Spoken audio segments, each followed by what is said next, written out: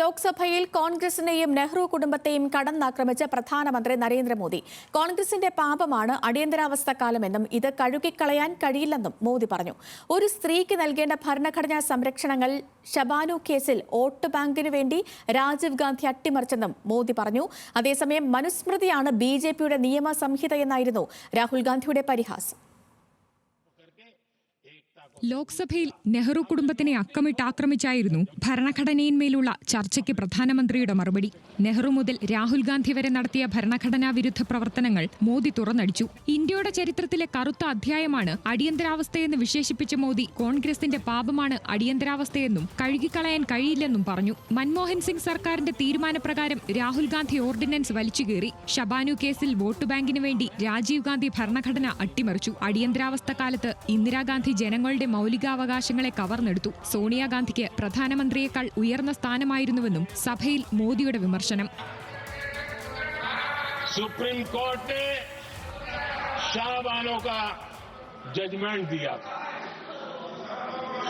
एक भारत की महिला को न्याय देने का काम संविधान की मर्यादा और स्पीड के आधार पर देश की सुप्रीम कोर्ट ने दिया था. लेकिन उस समय के प्रधानमंत्री राजीव गांधी ने शाहबानो की उस भावना को, सुप्रीम कोर्ट की उस भावना को नकार दिया और उन्होंने वोट बैंक की राजनीति के खातिर संविधान की भावना को बलि चढ़ा दिया और कट्टरपंथियों के सामने सर झुकाने का काम कर दिया.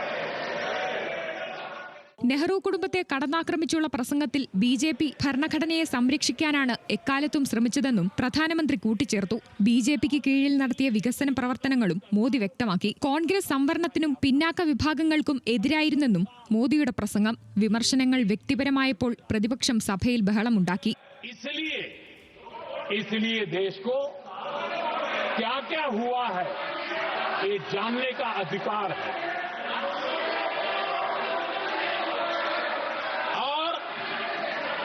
इस परिवार के